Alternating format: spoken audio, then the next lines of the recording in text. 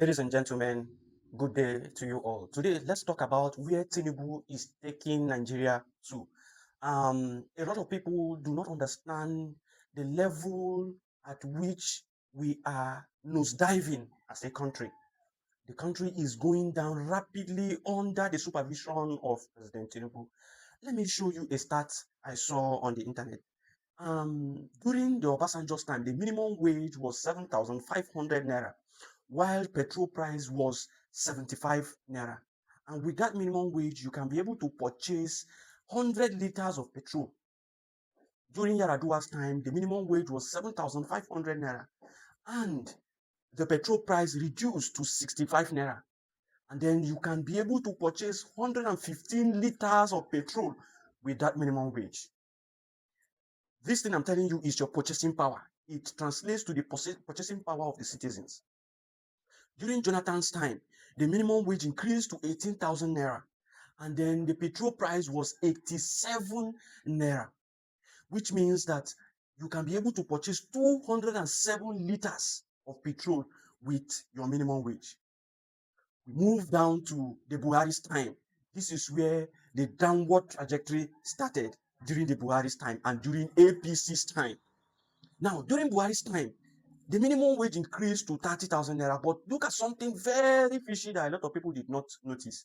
The petrol price was 238 naira per liter.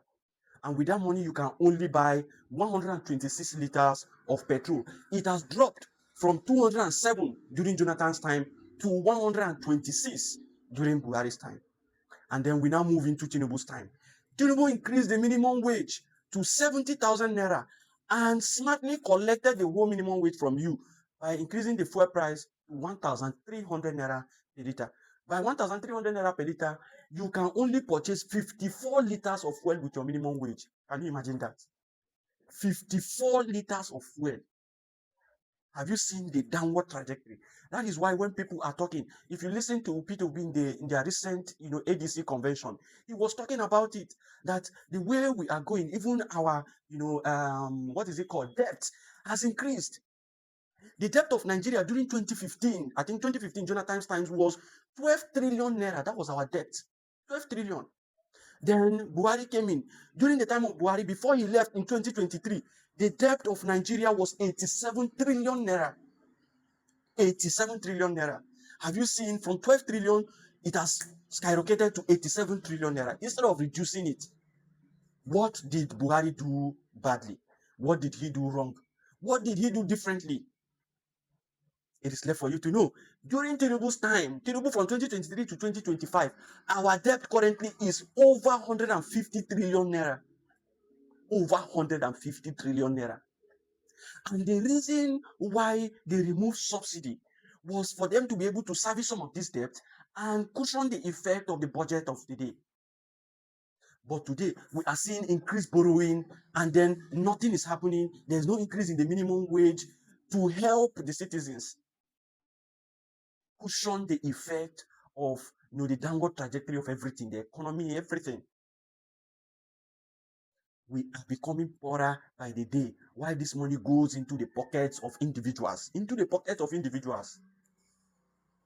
The highest singular borrowing by any government is done by Tinubu's government. Have you seen the downward trajectory? Have you seen where he is plunging the country into? Our eyes must be open, and we must fight for a change in government. Look at what they are doing to ADC. What are they trying to do in this country? Are they trying to make it, a one-party system in this country? Which is not going to work, because a situation where there is no rivalry, a situation where there is, no competition, there is no competition, then you would have monopoly. And it's an economy that is monopolized. That company that monopolizes that economy can, determine whatever price they want to sell their goods and services. You don't have a say because you don't have an alternative. But when there's an alternative, you see varieties. They say variety is the spice of life. Why can't these people allow other political parties to grow and develop and do something meaningful for the country? Recently, the ADC convention, we are just hearing that the convention, the place, The venue for the convention where they have paid for, had a contract, signed a contract with the owner of the, that venue, that the owner of the place received a message from the FCT minister that that hall or that venue should not be used by ADC. And the owner of the venue conveyed the same message to the ADC, and they decided that they were going to use that place. They have signed, they have paid, and they cannot leave that place. What did the owner of the venue do? He switched off the light completely. There was no light for them. There was no power for them. There was no AC for them. Everywhere was hot. They had to get their own makeshift generators to power light and power their sound system. This trajectory, this movement of the APC is going to lead to chaos in this country. Allow other political parties to do their rallies, do their convention, do their thing. If you believe you have done well for this country, do your own, rally, do your own, whatever it is called, and let people vote for you by the works of your hand. You shouldn't even be canvassing for vote as the incumbent president. As the sitting president, you shouldn't be canvassing for vote because your work should, speak for you. You just need little things to do, and then the job is done. Except you have done nothing, you have done appeasement. That is when you begin to fight other political parties who want to rise up and challenge you. But if you have done good for the peoples of the nation, you wouldn't need, everybody will be coming to you. Everybody will be supporting you and be going. Look at what is happening in Abia State. The citizens are in full support of the governor. Why? Because of what he has done for them.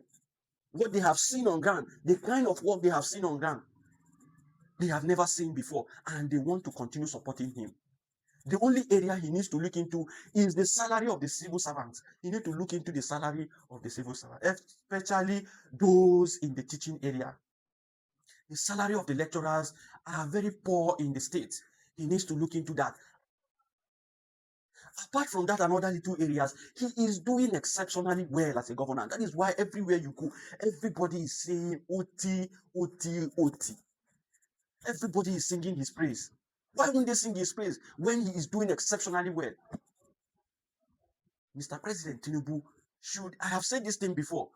Who are those advising Mr. President? Are they telling him the realities on ground, or they are trying to deceive him to do eye service?